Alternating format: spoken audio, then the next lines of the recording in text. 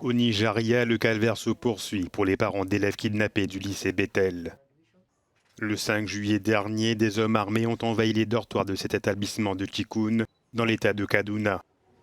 Une vingtaine d'élèves et une enseignante ont été retrouvés par les forces de sécurité, mais au moins 119 pensionnaires sont toujours portés manquants.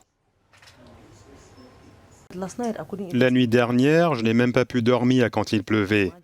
J'imaginais que la pluie tombait sur sa tête. Elle est allergique au froid. J'imaginais comment elle se sentait en ce moment. Je me dis que j'ai froid et que je dois utiliser une couverture. Comment ma fille fait-elle pour se couvrir? Depuis les filles de Chibok en 2014, les rapts se multiplient dans le nord-ouest du Nigeria. Près de 1000 écoliers ont été enlevés depuis décembre dernier. Qu'on adopte une loi qui arrête complètement les enlèvements d'enfants au Nigeria. Je suis une mère. Je ne voudrais pas que quelqu'un m'enlève mon enfant pour un seul jour. Imaginez le traumatisme que subissent les parents depuis lundi de la semaine dernière. Les forces de sécurité ont ordre de tout faire pour libérer les élèves.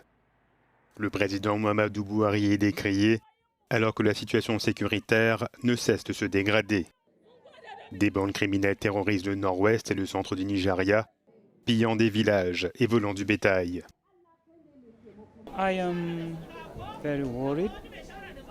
Je suis très inquiet, à tel point que parfois, les mots me manquent pour m'exprimer.